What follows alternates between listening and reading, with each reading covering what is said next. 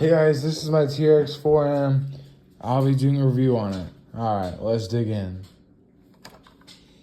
Alright, so under the body, we have the Titan 87 turn reverse rotation trx4m motor. Maybe an upgrade on that, maybe not. I don't know. We have a 2S LiPo battery, the trx4m ECU. So I have the mud boggers right here with the Endura brass wheels with the 5mm hex extensions. So overall, I really like this crawler. Maybe it's not the best crawler that's out there, but it is pretty good. So I have also the Endura oil-filled shocks. These are amazing shocks. I do recommend them. If you're looking for a trx4m, expect some upgrades. I've had to do front and rear metal gears, metal drive shaft, Endura, and I did not need the links, but I'm probably gonna get the brass Endura high clearance links. This is the K10 body. I really like it. Grab yourself one. They're really nice for trails, a little bit of rocks, and some crazy at a 45-degree angle. Obviously, mine stops because of my hitch. If I really wanted to take that off, I would. But for now, I don't really need it because I have the trailer. This battery lasts for about an hour of crawling, hour to 30 minutes, depending on how new or old your battery is. There's a bunch of upgrades for this, including the brass steering link, the brass servo horn, brass front and rear bumper, a brass hitch, brass drive shaft, and brass links. All new chassis, carbon fiber or aluminum or brass, all made by Endura. There's tons of wheels out there. Pick ones that you like, and it's gonna be sick.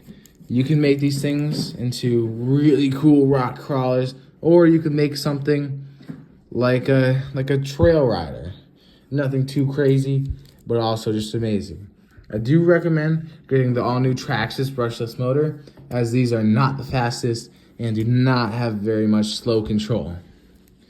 I did have to upgrade my servo to a metal gear servo because my servo fried, but comes with a aluminum chassis to start and plastic rear and front bumpers. Does not come with this hitch. You do have to buy it extra. On the body, you'll have a hard body. Very nice. Windshield wipers. I've had in the Endura Racing front sticker. Has a lighted light bar. You do have to buy the lights for it. They are a little bit of money, but it really depends on if you're going to be riding at night or not. Under it, you have the wire to connect all of them. It does not have rear lights, but it's a very good body. I really like it. There's red and blue for this. So that should be turning green. Let's see. Now I should be in crawl mode. There's 3 different modes: sport, regular, and crawl. Let's put it into the other one. So you can go. That's about as slow as I can get it to go. They are pretty fast, but yeah. Very easy to do a lot of these upgrades, like the drive shaft. All you have to do, take the battery out like this, take that out, unscrew those 2 bolts, get down to where it's gonna be under this. Can't really show you. And it's gonna be a little part under there. You'll see it once you take this out. But basically, it's so simple. I will do some upgrade videos on it. If you guys want that, all you have to do to turn it on is just go like that and plug it in, and then it's on. It has a relatively fast servo, not too fast, not too slow. But there are definitely some better servos out there than the stock Traxxas ones. And Jora makes a lot of good parts for this, including servo. If you were looking to do a really good build, look out there for Injora. They have some amazing brass parts, and you will not be let down. There's a lot of different things that could break because it's a lot of plastic. This whole thing kind of comes plastic. I have the normal shocks. They're plastic. They're not metal. The springs are actually metal. That should not be surprising. But, yeah. There's a lot of corrosion that can happen here if you do not wash this out. Because if you're going in the water, you do have to dry it off or else some things can rust. I've done a good job of keep drying it off and not letting it rust.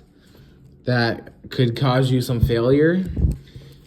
And definitely, go for some mud, but don't go too deep. I've learned that it will get into your motor. It will get into the air and get into the gears.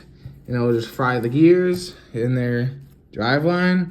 It will kind of burn up your drive shaft and make it finicky so it doesn't go very slow or it doesn't go very smooth. But definitely watch out for that. If you're hearing clicking sounds and you have two-wheel drive, that will be these front plastic gears. All you have to do to get that out, obviously take the two front wheels out. Get the shocks off, those shocks. You're gonna wanna take the drive shaft out. Actually, you don't have to, but it's gonna be these two screws, and then there's gonna be two more, which you can't really see. But yeah, that's pretty much gonna be for that. And then if you're kind of hearing the same clicking sound and you replace these both gears, your motor's done. It's had too much mud or had too much water. The water shouldn't do anything to it, but obviously anything can happen. The mud does not go well with these little crawlers. These things do go through massive amounts of mud without getting stopped, especially with kind of mud swampers or whatever. But look out for that. Now, you can make these things really heavy, or if you want really light, I go for the carbon fiber chassis. If you want really heavy, brass, new motor, shocks, and just everything. There's every part for this. You could probably build up a whole crawler just by Injora brass parts. That would probably be most likely the best one you can get. Mouse Racing also makes really good bodies and really good parts for these. And just overall, this thing's a crazy good crawler. Go get your one. Go get you one. For the K10 body, it's about $180. For the Bronco and the fender body, it's about maybe $160. There's a bunch of big differences as these have the high clearance links. High clearance right here makes it a little bit taller, gives you an advantage at the start, but you will notice the center of gravity is a little high, and when you get onto those things, it will tip over, which nobody wants. So if you're looking for something that can go up really crazy angles and crawl over anything or just anything at all, go for the Bronco body. The Defender also gets a little high and then it can tip over. The Bronco, if you get a lot of good upgrades for it, you can turn it into a really good thing. But that's it for this TRX4M. Go get yourself one. Like and subscribe to Aiden's RC.